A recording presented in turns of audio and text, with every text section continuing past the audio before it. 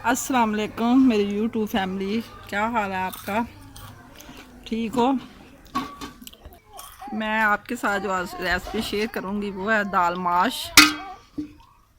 और ये मैंने ना बालने के लिए रख दी है। आज मैं दूसरे तरीके से बनाऊंगी। इसको बाल के थोड़ी सी कनी रख के तो तड़का बाल में बनाऊंगी।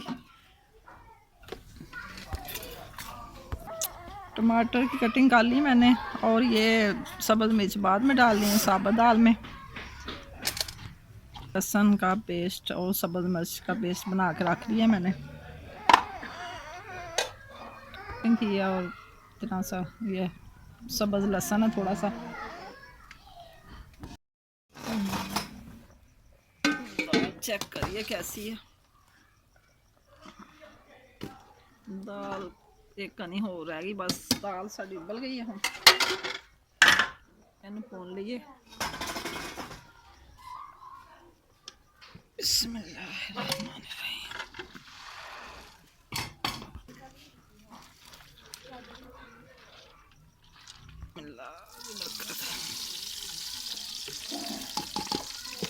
ਹੁਣ मैं लगी हाँ तड़का भुनन दाल का।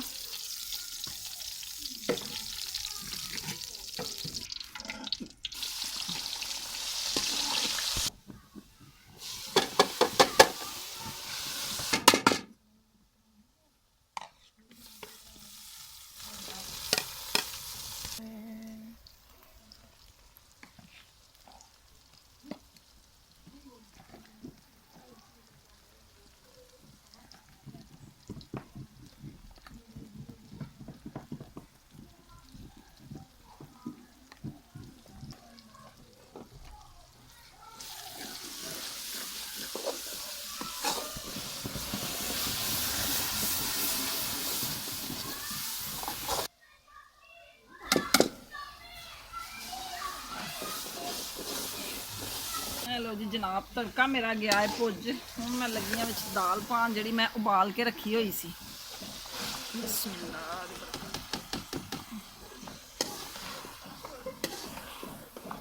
ढाबा टाइप की दाल बनी, ढाबा स्टाइल। घरों तो आया कोई नहीं, मैं चलो अज घरों जो होया साडा ही थोड़ा जहा पा लेने दाल दे विच। दाल मेरी भुज रही है, भाफ से लगाई मैं। छोटा छोटा धनिया डर लग रहा तोड़न लग्या।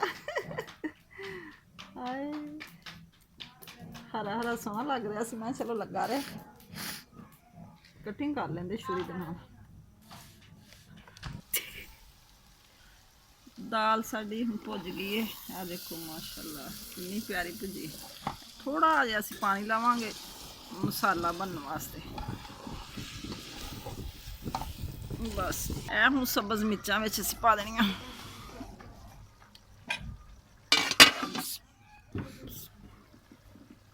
दाल हो चली साडी तैयार।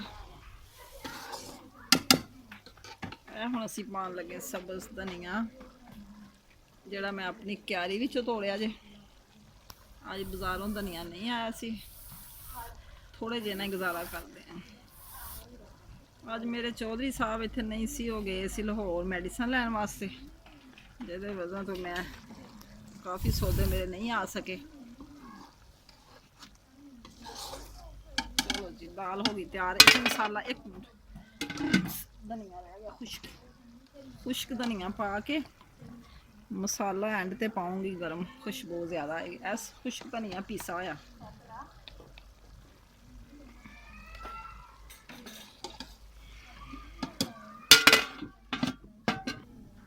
ਬਿਸਮਿल्लाहिर्रहमानिर्रहीम।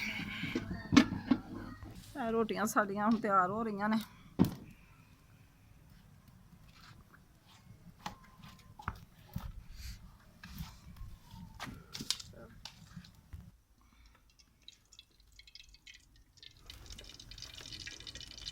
थोड़े से चावल पे हुए सी घर, छोटा बेबी कहता मैं चावल खाने, मैं चलो मैं उबाल दिन्ने। अद्धा किलो साढ़े चावल ने जो छोटे बेबी वास्ते पकाने लगे। दाल माश नाल रोटी अच्छी लगती है, अस तो रोटी खावांगे, सानू रोटी पसंद है।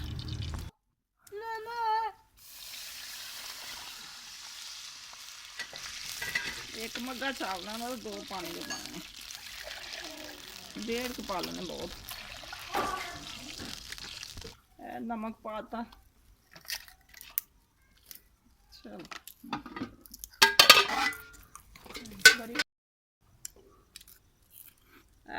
पीसा गरम मसाला आ गया। हम लग गया दम साडे बेबी दे चावलों नू। चावल भी साडे बन गए। चावल ने नए इस तो इस तरह जुड़े जुड़े बनते नवे चावल।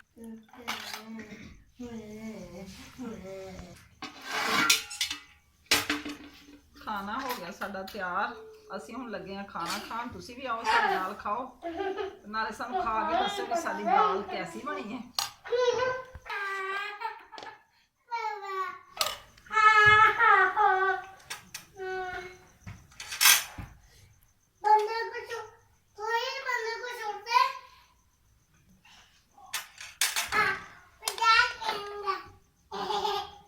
खाओ साडे नाल, तुसीं भी, असीं भी खान लगे हैं।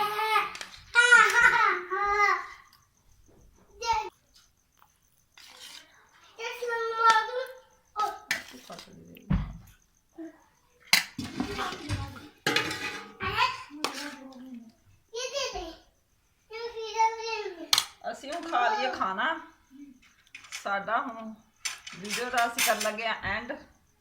सुबह इंशाअल्लाह ताला फिर मिलांगे। दुआवां सानूं याद रखियो। अल्लाह हाफिज़।